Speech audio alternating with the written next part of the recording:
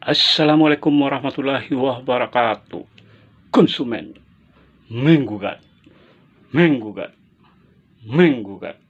Jumpa lagi dengan channel Konsumen Menggugat, channel hebat yang memberikan solusi ketika kendaraan Anda ditarik oleh pihak ketiga atau debt collector yang bekerja untuk kepentingan perusahaan pembiayaan. Kali ini kita akan membongkar siasat perusahaan pembiayaan menarik kendaraan setelah adanya putusan Mahkamah Konstitusi nomor 18 tahun 2019 yang dibacakan oleh Hakim Konstitusi tanggal 6 Januari tahun 2020. Sebelum menyimak video ini, jangan lupa like, komentar, subscribe, dan tekan tanda lonceng. Ketika debt collector berhasil menguasai objek jaminan fidusia, biasanya debitur atau konsumen disuruh untuk menandatangani secari kertas. Hati-hati, itu adalah surat berita acara serah terima kendaraan bermotor. Artinya, ketika debitur atau konsumen menandatangani surat tersebut, secara hukum penarikan tersebut sah semuanya putusan Mahkamah Konstitusi. Oke, baik, saya ulang lagi membaca putusan Mahkamah Konstitusi nomor 18 dengan amar.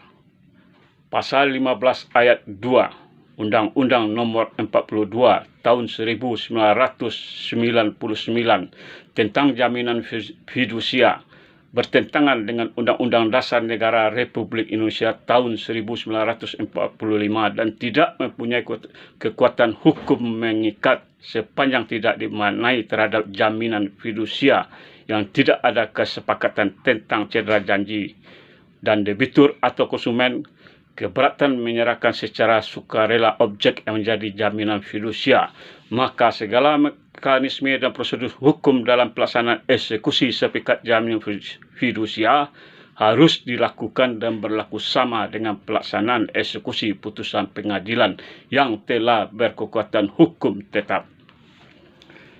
Begitupun dengan pasal 15 ayat 3 Undang-Undang nomor 42 tahun 1999 tentang jaminan fidusia.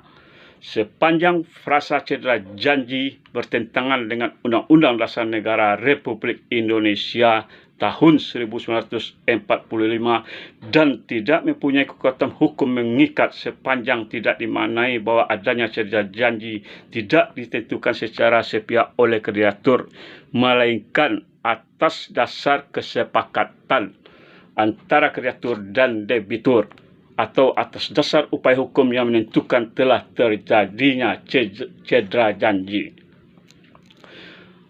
Bahwa tak ada alasan untuk tidak menerima putusan Mahkamah Konstitusi sebagaimana dimaksud, sebab Mahkamah Konstitusi berwenang mengadili pada tingkat pertama dan terakhir putusannya bersifat final untuk menguji Undang-Undang Dasar tahun 1945.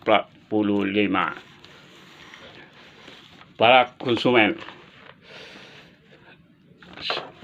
siasat perusahaan pembiayaan setelah keluarnya putusan Mahkamah Konstitusi tersebut adalah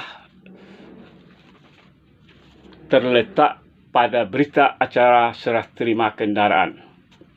Seandainya pihak debitur atau konsumen menandatangani surat secari kertas tersebut yang biasanya disodorkan oleh debt collector setelah mereka berhasil menguasai objek jaminan fidusia, dan di sana disiasati bahwa pada tanggal sekian hari tahun telah diserahkan penyerahan secara sukarela kendaraan bermotor dari debitur. Dari penelusuran saya terhadap surat tersebut, ada beberapa finance memang telah mensiasati. Salah satu finance lagi mengatakan pada hari ini tanggal yang bertanda tangan di bawah ini dengan ini menyerahkan kendaraan bermotor secara sukarela kepada bla bla bla bla sehubungan dengan telah terjadinya prestasi terhadap kewajiban pembayaran asuransi keuangan telah disepakati dalam perjanjian pembiayaan. Kalau konsumen menandatangani surat sebagaimana dimaksud, pihak hakim akan memenangkan kreditur karena kendaraan tersebut diberikan dengan sukarela sebagaimana putusan Mahkamah Konstitusi, kecuali ketika pihak debitur tidak menyerahkan secara sukarela, maka tidak ada hak perusahaan pembiayaan untuk melakukan tindakan penarikan kendaraan tersebut. Untuk menyelesaikan persoalan tersebut, pihak perusahaan pembiayaan dapat mengajukan permohonan eksekusi kepada pengadilan negeri. Jadi, hati-hati ketika menandatangani setelah kendaraan Anda ditarik. Itu adalah siasat sesudah keluarnya putusan Mahkamah Konstitusi. Assalamualaikum warahmatullahi wabarakatuh.